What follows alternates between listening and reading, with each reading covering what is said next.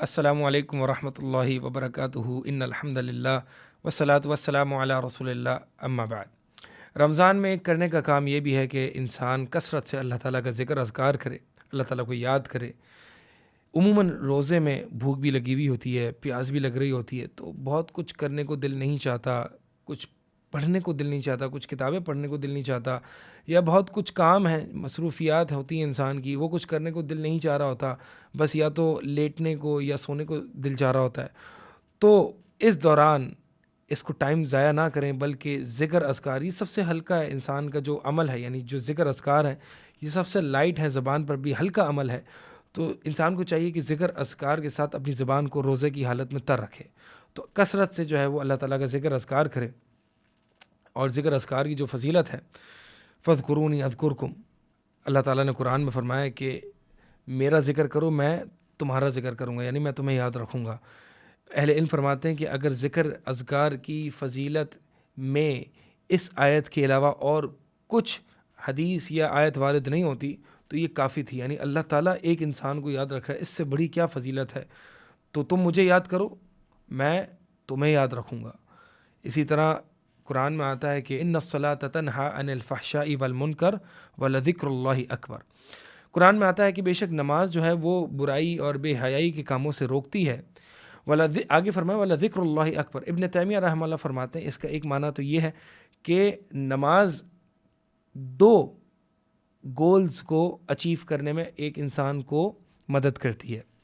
ایک گول یہ ہے کہ انسان کو برائی اور بے حیائی سے بچا لیتی ہے، اور دوسرا نماز جو ہے وہ اللہ کا ذکر اسٹیبلش کرتی ہے، اللہ کا ذکر قائم کرتی ہے۔ جیسے کہ قرآن میں ایک اور جگہ ہے کہ اقم الصلاۃ لذکری، کہ نماز کو میرے ذکر کے لیے قائم کرو۔ تو فرماتے ہیں کہ نماز کے دو بنیادی گولز ہیں جو ایک بندہ اچیو کرتا ہے، ایک بے حیائی اور گناہوں کے کاموں سے رک جاتا ہے، اور ایک یہ ہے کہ اللہ کا ذکر، اللہ کی یاد، اللہ کا ذکر اسٹیبلش ہو جاتا ہے۔ اور پھر آگے اللہ تعالیٰ نے فرمایا وَلَذِكْرُ اللَّهِ اکبر، کہ یہ جو دوسرا گول ہے نا کہ اللہ تعالیٰ کی یاد اسٹیبلش ہو جاتی ہے، یہ اللہ کا ذکر جو ہے یہ زیادہ بڑا گول ہے، یہ زیادہ اہم امپورٹنٹ گول ہے۔ کس سے؟ یعنی دوسرے گول سے۔ تو آپ یہ دیکھیں اللہ کا ذکر اسٹیبلش ہو رہا ہے، اللہ کی یاد اسٹیبلش ہو رہی ہے، تو یہ یعنی ایک نماز جو ہے یہ بھی اللہ کا ذکر ہے، اور اللہ کے ذکر میں جو سب سے بہترین ذکر ہے وہ قرآن ہے۔ اسی لیے ایک حدیث میں آتا ہے کہ جس شخص کو اللہ کا ذکر اللہ سے دعائیں کرنے سے مشغول کر دے، تو اللہ تعالیٰ فرماتے ہیں کہ میں اس ذکر کرنے والے کو وہ کچھ دے دیا کرتا ہوں جو میں سوال کرنے والوں کو دیا کرتا ہوں۔ یعنی اگر ایک شخص ہے وہ زیادہ ٹائم اپنا ذکر اذکار میں، اور ذکر اذکار میں سب سے افضل ذکر جو ہے وہ قرآن کریم ہے، تو ایک شخص ہے وہ ذکر اذکار میں ٹائم زیادہ لگا دیتا ہے اور دعاؤں کے لیے اس کو اتنا ٹائم نہیں ملتا، یعنی اس کو ذکر اذکار نے دعاؤں سے مشغول رکھا، تو اللہ تعالیٰ جو دعائیں کرنے والے ہوتے ہیں، جو اللہ تعالیٰ سے سوال کرنے والے ہوتے ہیں، جو اس کی حاجتیں ہوتی ہیں، اللہ تعالیٰ اس کو زیادہ بڑھ کے دے دیتا ہے اس کو، یعنی اس کو پھر اتنی بہت زیادہ دعائیں کر کے اللہ تعالیٰ سے مانگنے کی ضرورت نہیں پڑتی۔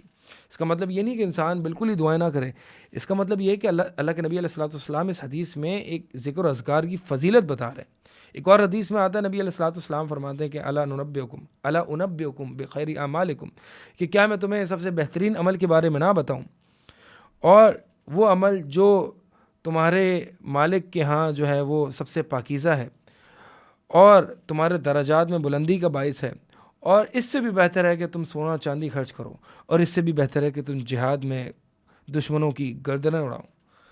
کیا ان تمام اعمال سے بہترین عمل نہ بتاؤں؟ جی ہاں بتائیے یا رسول اللہ۔ نبی علیہ الصلوۃ والسلام فرماتے ہیں کہ ذکر اللہ کا ذکر کرنا، تو یہ اللہ کا ذکر جو ہے وہ بہت بڑا عمل ہے۔ اس کا مطلب یہ ہے کہ انسان جب اللہ کا ذکر کرے تو اپنے دل کو بھی حاضر رکھے، دل اور زبان کے ساتھ جو ہے وہ اللہ کا ذکر کرے، اللہ کی یاد کرے۔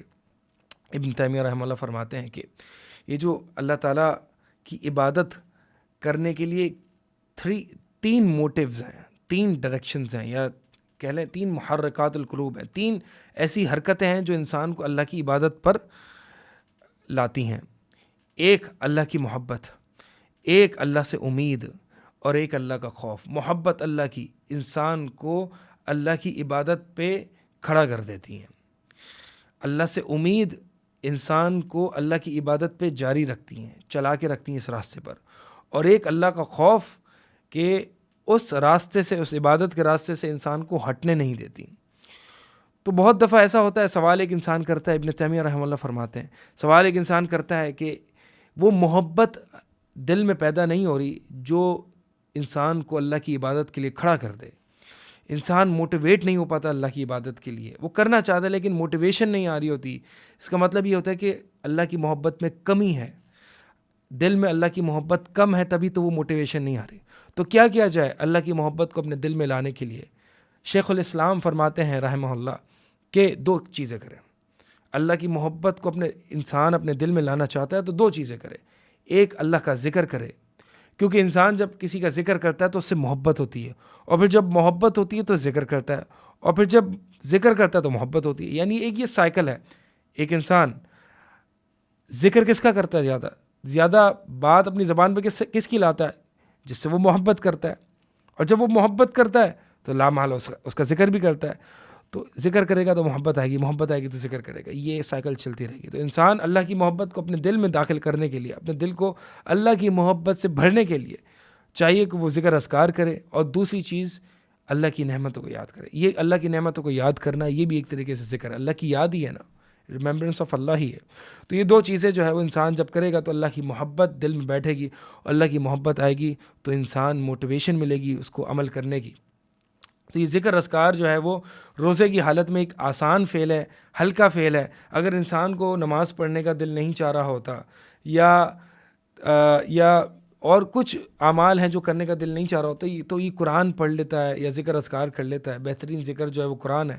اسی طرح بہترین ذکر سبحان اللہ، بہترین کلمات جو ہیں سبحان اللہ، الحمدللہ، لا الہ الا اللہ، اللہ اکبر۔ تو الغرض اس رمضان میں ذکر اذکار کرنے کی عادت ڈالیں، اور رمضان کے بعد بھی اس کو جاری رکھیں۔